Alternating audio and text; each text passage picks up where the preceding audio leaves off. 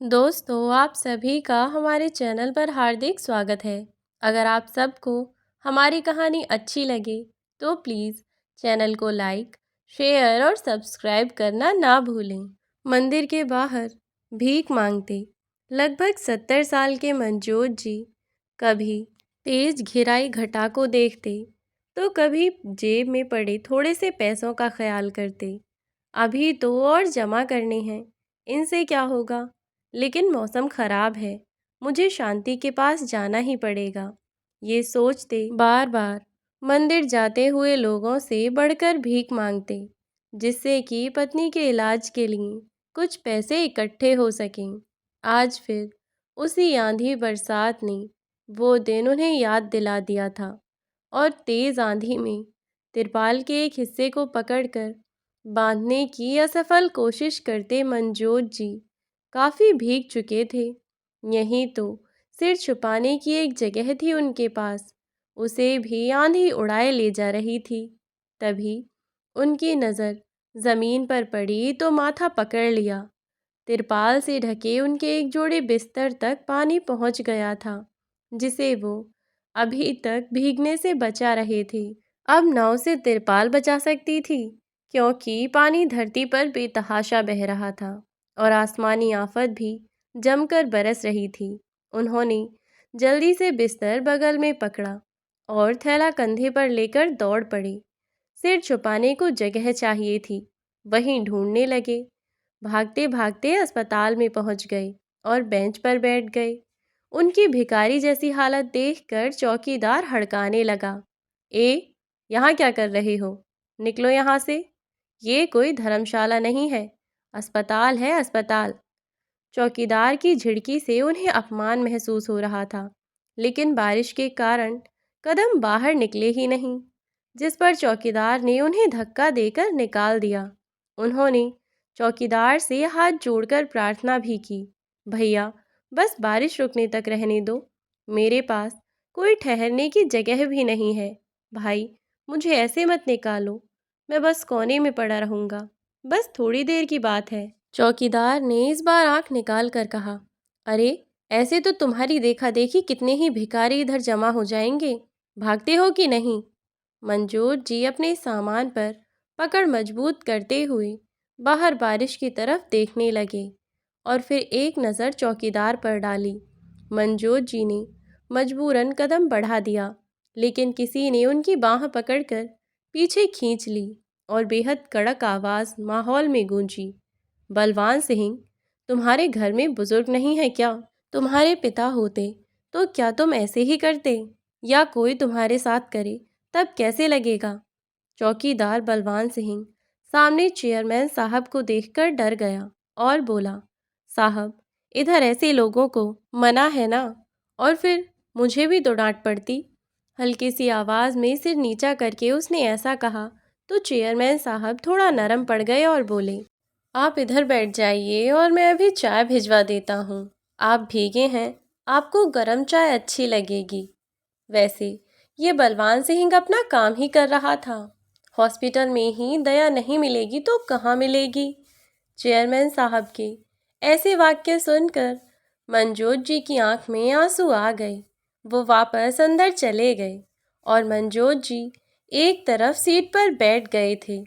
मनजोत जी बड़बड़ाए, दया नाम की चीज़ बहुत दिन बाद सुनी है, तरस गया था। अब तक उन्होंने सिर दीवार के सहारे टिका लिया था और आंखें बंद कर ली थीं और कुछ पुरानी यादें आंखों के सामने आ गई थीं। अपनी बीमार पत्नी को उठाकर चाय देते हुए मनजोत जी ने कहा, शांति लो चाय पी लो।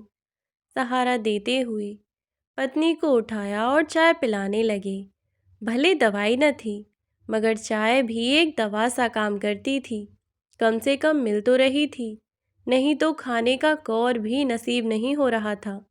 शांति जी अक्सर कहा करती, सुनिए जी, मुझे तो बहुत फिक्र होती है, मेरे बाद आपका क्या होगा? वैसे भी मेरी हालत ठीक नहीं है, जाने कब चली जाऊं। मनजोत जी कहते, नहीं शांति, तुम्हें कुछ नहीं होगा, तुम जैसे भी हो मेरे सामने तो हो। तुम्हारे बिना मैं क्या करूँगा, मेरा कौन सहारा है? शांति जी कराहते हुए कहती, इस शरीर का कोई भरोसा नहीं है जी। मेरी बस एक बात मान लो, आप राजवीर के पास चले जाओ, कम से कम मेरी आत्मा चैन से रहेगी। मंजोत जी जोर से बोले, खबरदार, जो तुमने वहां जाने की बात की तो तुम्हें क्या लगता है कि वो मेरी सेवा करेगा?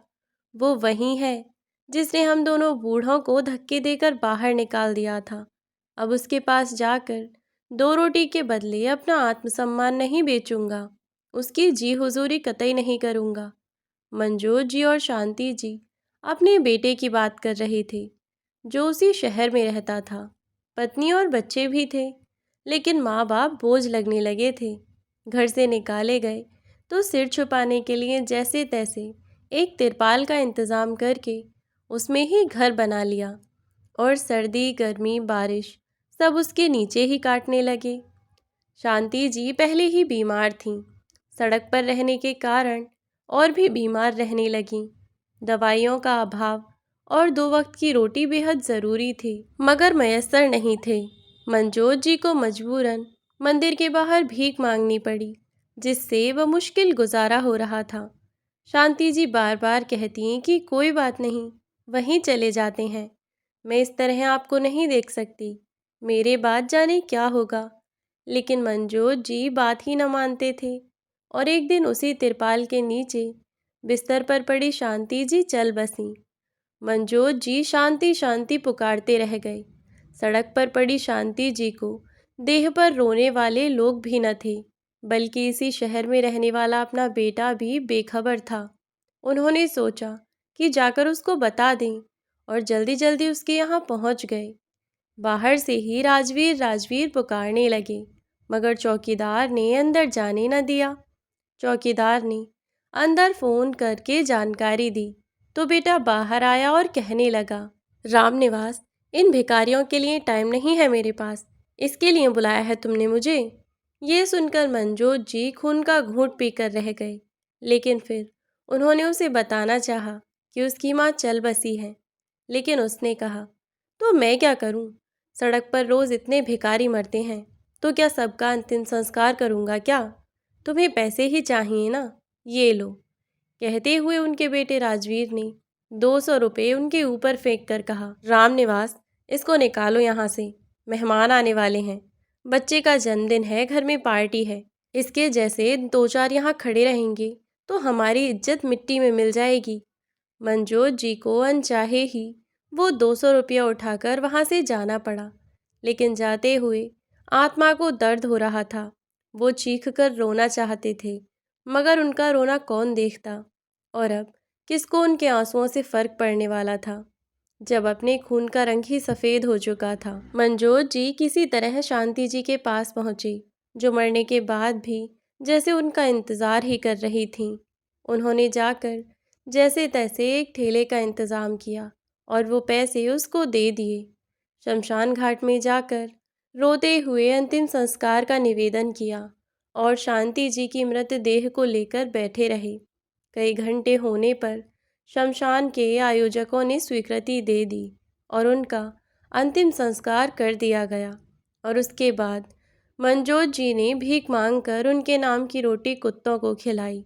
उनके अंदर की तड़प का अंदाज़ा कोई नहीं लगा सकता था कि जिसका बेटा इतना संपन्न हो, उसकी माँ का अंतिम संस्कार लावारिस की तरह किया जाए। शांति जी के जाने के बाद इस तिरपाल को देखते और उन्हें याद करते। लोगों की यादें घर से जुड़ी होती हैं, मगर उनकी तो इसी तिरपाल से जुड़ी थी। शांति जी के महत्वपूर्ण और आखिरी दिन उनके साथ इस तिरपाल के नीचे ही तो बीते थे। बाबा, बाबा, चाय चाय पी लीजिए। अस्पताल में आंखें मूंदे बैठे मंजोत जी को जब कैंटीन के लड़के ने हिलाया तो उनकी आंख खुल गई। उससे लेकर चाय पकड़ी तो ठंडे हाथों को थोड़ी राहत हुई। मूसलाधार बारिश रुकने का नाम ही नहीं ले रही थी, और मंजोत जी को अपने आशियाने के बर्बाद होने का दुख भी सता रहा था। मेरी तो तिरपाल भी उड़ गई होगी, सामान भी बर्बाद हो गया होगा। मंजोत जी फिक्र में बैठे बैठे बड़बड़ाए जा रहे थे। अब रात का 1 बज चुका था, लेकिन बारिश की गति वहीं की वहीं थी। मंजोत जी को चौकीदार ने बेंच पर लेटने के लिए कहा तो वो वहीं लेट गए और कमर को थोड़ा आराम हुआ। आंखें बंद करते ही फिर से वही ख्याल दिमाग में घूमने लगे और 5 साल पहले की बातें याद आने लगीं। पापा, लड़की मेरी पसंद की है, आप लोग भी देख लो, इसके घर बात करने जाना है आपको। राजवीर ने जेब से फ़ोन निकालकर अपने माता पिता को लड़की की फ़ोटो दिखाई। शांति जी को लड़की देखते ही पसंद आ गई और उन्होंने कहा, देखिए जी, कितनी प्यारी बच्ची है, हमारे राजवीर की पसंद कितनी अच्छी है। मंजोत जी फ़ोटो देखकर हामी नहीं भरना चाहते थे, सो उन्होंने इसके घर जाने के लिए बोला, जिस पर राजवीर भी सहमत हो गया। शांति जी घर बहू आने को लेकर बहुत खुश थीं और बेटे की शादी के बहुत सपने देख लिए थे, लेकिन उनके घर जाकर मंजोत जी हक्के बक्के रह गई। इतना बड़ा आलीशान बंगला देखकर मंजोत जी का मन अंदर जाने का न हुआ। उन्हें लगने लगा कि उनके बेटे के मन में शायद लालच आ गया है। राजवीर का मन रखने के लिए उन्होंने अंदर जाकर सबसे बात की, लेकिन इतने बड़े घर से अपने बेटे की शादी करने का मन नहीं था। लड़की के घर वालों ने राजवीर के माता पिता को कोई भाव न दिया और सारा समय राजवीर से ही बात करते रहे। दोनों को ही बहुत अपमानित महसूस हो रहा था, लेकिन राजवीर की खातिर झूठी मुस्कान लिए बैठे रहे। घर आकर उन्होंने राजवीर से इस शादी का विरोध किया और कहा, हमारा और उनका कोई मेल नहीं है बेटा, इस लड़की को छोड़ो, कहाँ वो और कहाँ हम, सिर ऊंचा करके चलना ही अच्छा होता है। लेकिन राजवीर की आंखों पर पैसे वाली लड़की के नाम के पर्दे पड़े थे और उसने कहा, पापा, क्या हुआ, पैसा है तो लड़की अच्छी तो है। मंजोत जी ने समझाया, बेटा, वो लड़की हमारे घर में कभी निभा नहीं पाएगी, उसके शौक बड़े होंगे और तुम कर नहीं पाओगे पूरे, क्योंकि तुम्हारी कमाई उनके बराबर नहीं है। फिर उसके घर का एहसान कितना सह पाओगे। राजवीर ने कहा, तो क्या हुआ पापा, सब लड़की वाले अपनी लड़की को देते हैं, वो ले आएगी तो क्या हो जाएगा, बाकी मेरे लिए तो अच्छा है और आप लोगों के भी अरमान पूरे हो जाएंगे, कोई कमी नहीं रहेगी। राजवीर को ऐसा कहते हुए मंजोत जी देखते ही रह गए। मंजोत जी जोर से दहाड़े, क्या यहीं परवरिश दी थी मैंने तुझको, विश्वास नहीं होता कि तू मेरा खून है। इतना कहते हुए उनका हाथ जैसे ही हवा में उठा तो शांति जी ने रोक लिया। अरे, ऐसा मत कीजिए, उसकी पसंद है, उसकी मर्जी है, भला हम कौन होते हैं, जो हो रहा है ठीक है। मंजोत जी को लेकर शांति जी कमरे में गईं और कहने लगी, देखिए जी, ज़्यादा ज़ोर ज़बरदस्ती करेंगे तो वो हमसे अलग हो जाएगा, मगर शादी तो उससे ही करेगा। इससे तो अच्छा है कि जैसे भी हो बेटा हमारे ही पास रहे। शांति जी की बात मंजोत जी को सही लगी और उन्होंने अपना गुस्सा काबू कर लिया।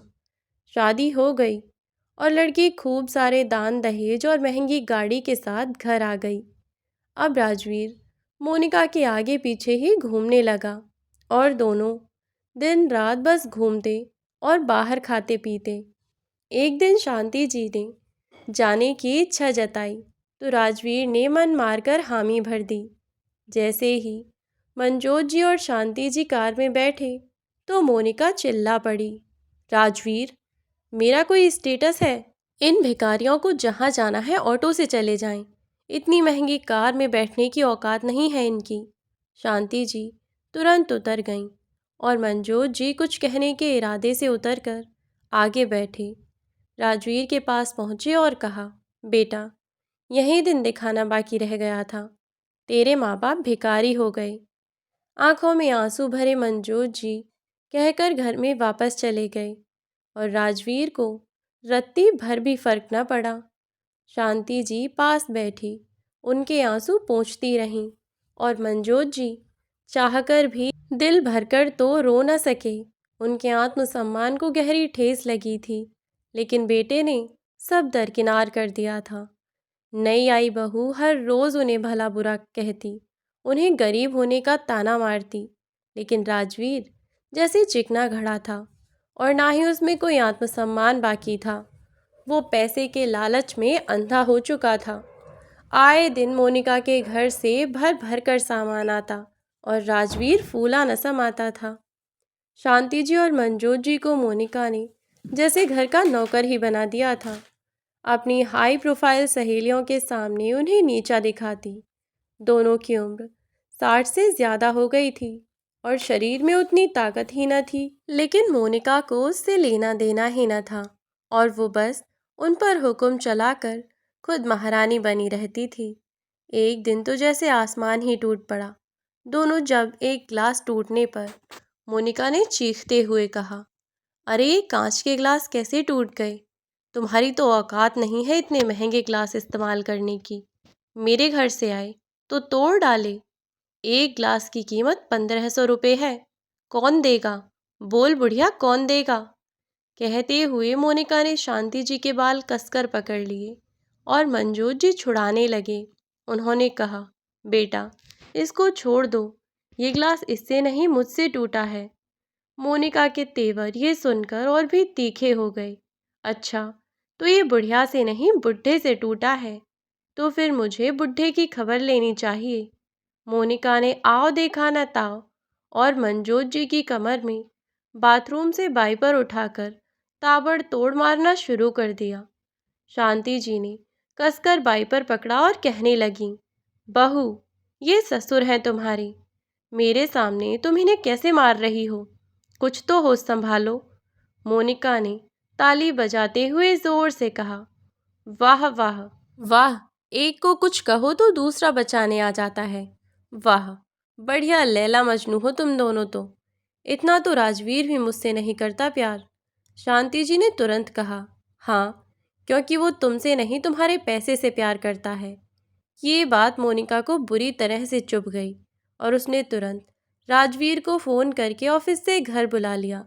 राजवीर ने घर आकर पूछा कि आज क्या हुआ है, तो मोनिका ने तुनकते हुए कहा, सुन लो तुम्हारी माँ क्या कह रही है। तुम मुझसे नहीं मेरे पैसे से प्यार करते हो। राजवीर ये सुनकर सकपका गया और अपनी माँ से बोला, माँ क्या बकवास है ये? क्या क्या कहकर इसके कान भरने की कोशिश कर रही हो? चैन से 2 रोटी नहीं खा सकते क्या आप लोग, जो अब मेरी ज़िंदगी में जहर घोल रहे हो? इस बार शांति जी चुप न रहीं और बोलीं, मैंने झूठ ही कब बोला?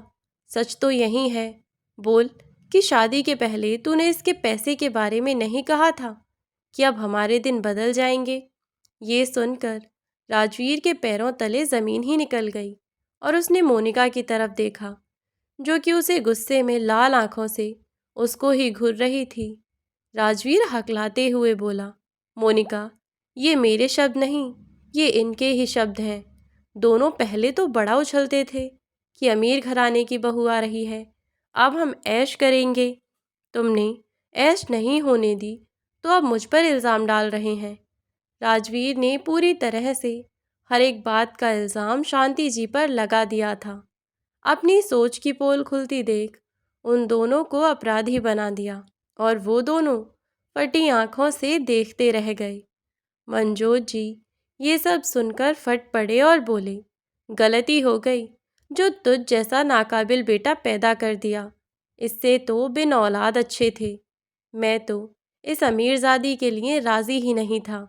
मैंने तो पहले ही कहा था कि ये हमें सुकून से रहने नहीं देगी और अपने पैसे की धौंस जमाएगी, और वहीं करती आ रही है। एक ग्लास टूटा तो हमें कीमत बता रही है तेरी बीवी। मोनिका का गुस्सा 7वें आसमान पर चला गया और उसने कहा, राजवीर अपना भला चाहते हो तो इनको अभी यहाँ से बाहर करो। ये मेरी शादी के खिलाफ थे ना, अब मुझे भी इनके साथ नहीं रहना है।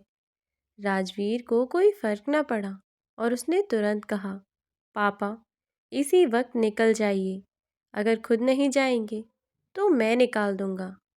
मेरे घर में आग तो लगा ही दी है आपने झूठ बोलकर। अब तमाशा नहीं देखने दूंगा। अभी निकलिए यहाँ से। ये कहकर राजवीर ने उनका सामान बांधा और उन्हें ज़बरदस्ती धक्के देकर रात के कोहरे में बाहर का रास्ता दिखा दिया। दोनों कहते रहे, क्या राजवीर तो इसके चक्कर में हमें बेघर कर रहा है। जिस घर से निकाल रहा है वो हमारा ही तो है। इस पर राजवीर ने कहा, तो आपने मुझे दिया ही क्या है? इस घर का एहसान दिखाते शर्म नहीं आती आपको? इस बुढ़ापे में कहाँ लेकर जाओगे मकान? पैर कब्र में है। अब बाकी की जिंदगी गुजार लेना कहीं, और यहाँ शक्ल दिखाने कभी मत आना। मिल जाओगे तो पहचानूंगा भी नहीं। ये शब्द मनजोत जी के दिमाग के ऊपर हथौड़े की तरह पड़े थे, जो उनके आंसू सूखने ही न दे रहे थे। कड़ाके की ठंड और बेहिसाब पड़ते कोहरे में दोनों एक दूसरे का हाथ पकड़े चलते जा रहे थे। हथेलियों में गर्माहट का एहसास हो रहा था, और जिस कारण दोनों शॉल में दुबके हुए चलते चलते एक पार्क के बाहर पड़ी बेंच पर बैठ गए। इतनी हाड़ कपा देने वाली सर्दी में दोनों ही एक दूसरे से चिपके हुए ही वहीं उन्होंने रात काट दी। सवेरा हुआ और दोनों जाग गए। लोगों की आवाजाही देखकर दोनों वहां से निकलकर सड़क पर आ गए। किसी को तिरपाल लगाए देखकर मनजोत जी को भी वहीं सूझा, और उन्होंने पास पड़े थोड़े से पैसों से तिरपाल खरीद ली। अब वहीं सड़क का किनारा उनका आशियाना बन गया था। अतिक्रमण वालों द्वारा यहाँ से हटाए गए तो दूसरी जगह अपनी छत यानी कि तिरपाल लेकर चले गए।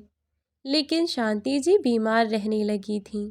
मनजोत जी जहाँ मंदिर में खाना बंटता देखते वो भी वहाँ से खाना लाते और इस तरह गुजारा कर लेते। किसी ने भीख दी तो भीख मांगना ही शुरू कर दिया। मन बहुत तड़पा, लेकिन उनको शांति जी का भी ख्याल रखना था, और इसी कारण भीख मांगने से भी उन्होंने परहेज नहीं किया। शांति जी इस तिरपाल के नीचे ही चल बसी, लेकिन बेटा अंतिम कंधा देने तक न आया। वो सब कुछ ऐसे याद आ रहा था जैसे कल ही की बात थी। मंजूर जी की आंखों से आंसू अब भी बह रहे थे। मुसीबतें कम नहीं थीं और जिंदगी जाने कितनी लंबी थी। एक एक दिन पहाड़ जैसे काटते थे। बलवान सिंह ने उन्हें हिलाया। बाबा जी, बाबा जी, बारिश बंद हो गई है। मंजूर जी ने आंखें खोलकर बाहर देखा और दरवाजे के करीब चले गए। बारिश तो रुक चुकी थी, मगर जल भराव बहुत हो चुका था, जिसके कारण अपने ठिकाने तक पहुंचना संभव ही न था। वो चौकीदार के पास आकर बोले, भाई थोड़ा और समय दे दो, पानी बहुत भर गया है। ठिकाने तक जाने का रास्ता भी खराब हो गया है। थोड़ा पानी कम होते ही चला जाऊंगा। बलवान सिंह ने मजबूरी देखते हुए ना नहीं कहा, और मनजोत जी फिर से उसी बेंच पर बैठ गए और पानी कम होने का इंतज़ार करने लगे। इसी बीच बारिश दोबारा हुई तो पानी फिर से बढ़ गया था। मनजोत जी समझ चुके थे कि उनका बाकी का सामान तो अब तक इस बारिश के पानी में बह गया होगा। सामान के नाम पर थोड़ा सा रसोई का सामान था, जिसमें कुछ एक बर्तन और एक चूल्हा था, जिसके धुएं में शांति जी खांसती रहती थीं। कुछ कपड़े और एक संदूक था, लेकिन अब तो ये जमा पूंजी भी बह गई होगी। शुक्र है मैंने शांति की फ़ोटो पहले ही उठा ली थी, ये तो भीगने से बच गई। मनजोत जी बारिश देखकर बुदबुदाए। सुबह हो चुकी थी और पानी भी कम होकर निकल चुका था। मनजोत जी देखते ही सामान उठाकर निकल पड़े अपने आशियाने की तरफ, और जाकर इधर उधर देखने लगे। तिरपाल एक पेड़ से लिपट गई थी और सामान के नाम पर संदूक ही नज़र आ रहा था। थोड़ा बहुत खाना बनाने का सामान था जो कहीं बहकर चला गया था। मंजूर जी ने अपना मन समझाया और तिरपाल को निकालने लगे। थोड़ी देर बाद यहाँ से निकलकर कहीं और चले गए। उन्हें कुछ याद आया और अपना सामान लेकर वो वहीं पहुँच गए। ये एक कोर्ट के बाहर की जगह थी, जहाँ एक साइड पैदल पथ पर लोग रहते भी थे। बारिश के कारण लोग प्रस्थान कर गए थे और मंजूर जी को खाली जगह मिल गई थी। उन्होंने वहाँ जैसे तैसे तिरपाल लगाई और अपनी छत तैयार कर ली। यहाँ बहुत लोग आते थे और खाने पीने की दुकानें भी काफ़ी थीं। मनजोत जी ने देखकर कुछ ऐसा ही करने के बारे में सोचा, लेकिन डर था कि कोई यहाँ से हटा न दे। मनजोत जी ने फिर भीख के पैसे इकट्ठे किए और छोटा सा चाय बनाने का इंतज़ाम कर लिया। पहले तो सारे पैसे शांति जी के स्वास्थ्य पर खर्च हो जाया करते थे, मगर अब उन्हें सिर्फ अपने लिए करना था। पहले तो उनकी चाय वाय कोई नहीं लेता, लेकिन फिर कुछ दरियादिल लोग दया भाव से उनके पास चाय पीने आने लगे। काम चल निकला और भीख मांगने का काम बंद हो गया। तिरपाल की जगह अब बढ़िया टीन शेड लगवा लिया था और बैठने के लिए कुर्सियां भी रख ली थीं। बढ़ती आमदनी से उनमें काम करने का जोश बढ़ने लगा। एक दिन कोर्ट के मेन गेट के बाहर से आवाज़ें लगाने लगे और भी इकट्ठे होने लगे और लोग। मंजूर जी चाय बनाने में व्यस्त थे, तो उन्हें देखने का मौका ही न मिला कि माजरा क्या है। पास बैठे लोग बातें कर रहे थे। यार, आजकल शादी की शादी कुछ टाइम बाद तमाशा बन जाती हैं। देखो ना, मियाँ बीवी कोर्ट तक आकर भी कैसे बिल्लियों की तरह लड़ रहे हैं। क्या पता कौन सही है, लेकिन हमारा तो मनोरंजन हुआ है ना। अब दोनों मुकदमे करेंगे एक दूसरे पर और बीवी महिला होने के नाते जीत जाएगी। बेचारा आदमी। मंजूर जी को समझ नहीं आ रहा था कि इन बातों का मतलब क्या है। घर का तमाशा बाहर आ जाए तो लोग ऐसे ही चटकारे लेते हैं। जाने कौन बेचारे परेशान होंगे। मंजूर जी 1.5 घंटे बाद आराम से बैठे ही थे कि फिर से उधर से आवाज़ें आने लगीं। मंजूर जी देखने के इरादे से उठकर गए और जाकर देखते ही हैरान रह गए। उनकी आंखें चौड़ी हो गईं और वो भीड़ में छुपकर देखने की कोशिश करने लगे, क्योंकि ये कोई और नहीं बल्कि इनके बेटे बहू ही थे। मोनिका दहाड़ती हुई कह रही थी, मैं देख लूँगी तुम्हें। अपने लालच में मुझे फंसाकर मुझसे शादी कर ली। मैं भी अंधी थी जो देख नहीं पाई, और आज तक मेरे घर वाले तुझ भिखारी को पैसे दे रहे हैं। काम चोर कहीं का। सारा दिन घर में बैठकर मुफ्त की रोटियां तोड़ता है। उनके टुकड़ों पर पलने वाला कुत्ता है तू, जो अपने माँ बाप का ना हो सका, वो मेरा क्या होगा। सामने खड़ा राजवीर उससे विनती कर रहा था कि इस तरह सबके सामने मुंह संभाल कर बात करे, लेकिन वो वहीं काट रहा था जो उसने बोया था। अगर उसने मोनिका को पहले ही संभाला होता तो शायद ये दिन नहीं देखना पड़ता। मोनिका जितनी भी गलत रही हो, मगर आज वो सही थी। मगर राजवीर हमेशा गलत था और उसे अपनी ही गलतियों के कारण ये दिन देखना पड़ा था। मोनिका जमकर बरस रही थी, मगर राजवीर उसे मनाने की कोशिश कर रहा था। और तभी राजवीर ने उससे कहा, चलो बैठकर बात करते हैं। इस वक्त किसी दुकान में जगह न थी और दोनों मंजूर जी की दुकान में जगह खाली देखकर आ पहुँचे। मंजूर जी रुककर दूर खड़े देख रहे थे, मगर पास जाने की हिम्मत नहीं बटोर पा रहे थे कि तभी उनकी दुकान में कुछ और लोग भी आकर चाय पीने आ गए और मंजूर जी को ढूंढने लगे। अब मंजूर जी खुद को रोक नहीं सकते थे, क्योंकि ये उनकी आजीविका का सवाल था और उनके कदम अपने आप ही उधर बढ़ गए। राजवीर ने उन्हें पीछे से देखा और कहा, दो चाय इधर भी। मंजूर जी ने सुन लिया था और सबके लिए चाय बनाने लगे थे। राजवीर की बातें उन्हें सुनाई दे रही थीं। मोनिका, मिलकर हल निकालते हैं ना। मैं कोई ना कोई काम ज़रूर कर लूँगा, लेकिन ऐसे छोड़कर मत जाओ। ये कोर्ट कचहरी के चक्कर में हमारे और बच्चों की ज़िंदगी ख़राब होगी। मान जाओ मेरी बात।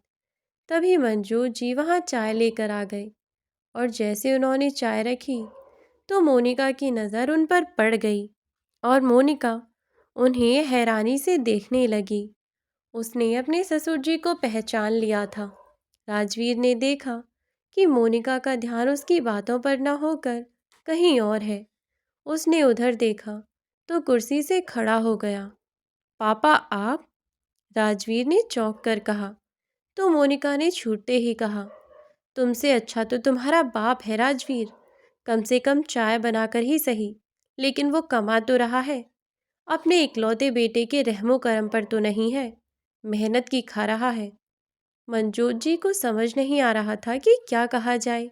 बेटा तो गलत था ही, आज मोनिका सही थी, मगर पहले तो वो भी गलत थी, जिसके कारण वो इन हालातों में पहुंचे थे।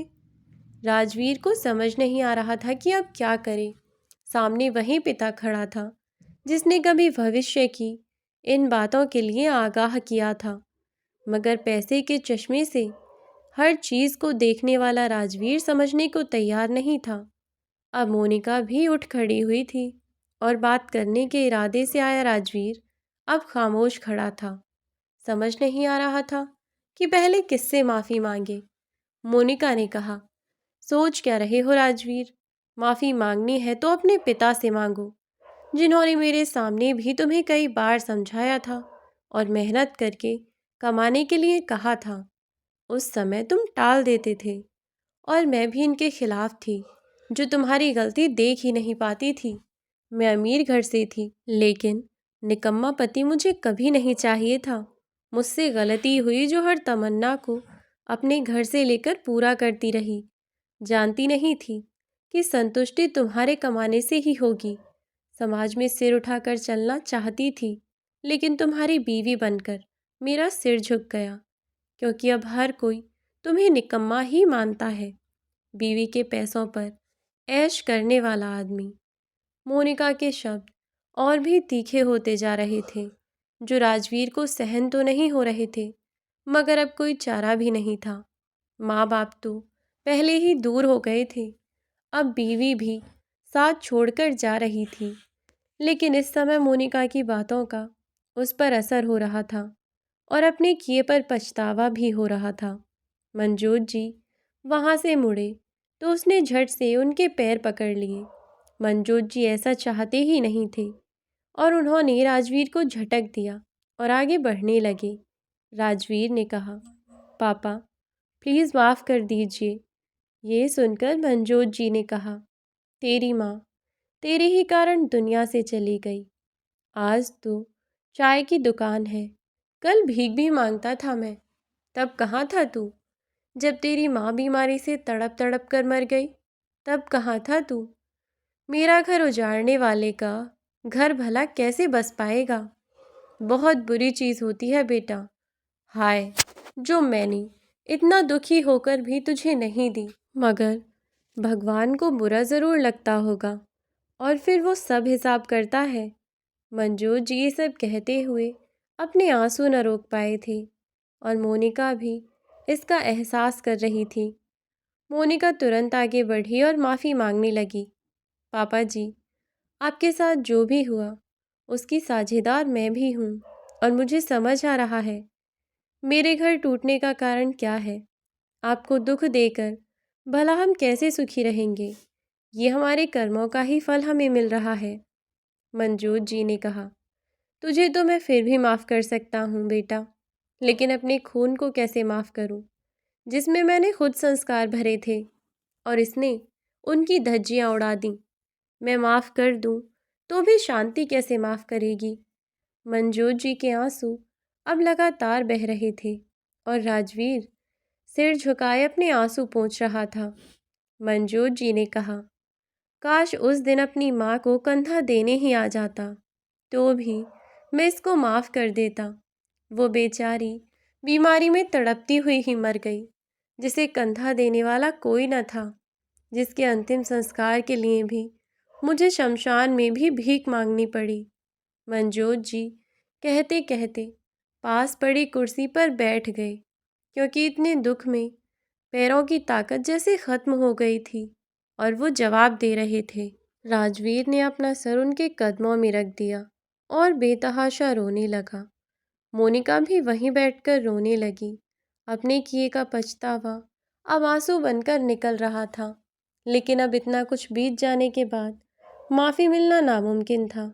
मनजोत जी ने कहा, तुम दोनों साथ रहो और खुश रहो, लेकिन मैं तुम्हें माफ़ न कर पाऊँगा।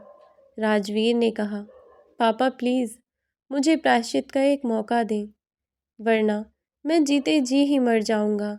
माँ की आत्मा मुझे चैन से रहने भी न देगी अगर मैंने अब आपको अकेला छोड़ा तो। मनजोत जी ने कहा, ये तो मुमकिन नहीं कि मैं तुम्हारे साथ आऊँ, और अगर प्रायश्चित करना ही है तो दोनों साथ रहो और ईमानदारी से रिश्ता निभाओ, ना कि झूठे प्यार और पैसे के दिखावे के चक्कर में रहकर रिश्ते बनाओ। मोनिका ने कहा, पापा आप भी मुझे एक मौका दे दीजिए, मैं आपकी पूरी सेवा करूँगी जो अब तक नहीं की। मैंने इतने अच्छे पिता को खो दिया। प्लीज़ अब एक बार फिर अपनी छत्रछाया हम पर कर दीजिए। हम वादा करते हैं कि अब आपको शिकायत का मौका नहीं मिलेगा। लेकिन मनजोत जी मानने वाले कहाँ थे। वो बोले, अब मुझे सुकून चाहिए। शिकायत तो वैसे भी मुझे नहीं है तुम दोनों से। तुम दोनों घर जाओ और अपना रिश्ता संभालो, एक दूसरे से माफ़ी मांग लो और गृहस्थी बचा लो। दोनों भारी पछतावे में थे। दोनों की समझ में आ गया था कि पैसे की नींव पर बने रिश्ते कभी मजबूत नहीं हो सकते। दोनों मजबूरन माफ़ी मांगते हुए वापस जा चुके थे और मनजोत जी ने बड़ा होने के नाते माफ़ भी कर दिया था। लेकिन दिल पर लगी चोट का मरहम अब भी नहीं मिला था, जो शांति जी के साथ ही चला गया था। इसी कारण उन्हें अकेला रहना ही उचित लगा और उन्हें भेजकर वे अपने काम में लग गए। दोनों का घर वापस बन गया था, लेकिन इसके बदले जो कीमत चुकाई थी उसका एहसास अब जाकर हुआ। पैसा हर चीज़ का हल नहीं। माना हर चीज़ के लिए पैसा चाहिए, मगर रिश्ते प्रेम भाव से ही निभते हैं, जिसे खरीदा नहीं जा सकता। दोस्तों, आपको हमारी यह कहानी कैसी लगी हमें कमेंट करके ज़रूर बताइएगा, और अगर आपको यह वीडियो अच्छी लगी हो तो प्लीज़ हमारे चैनल को सब्सक्राइब करके जाइएगा। आपका धन्यवाद।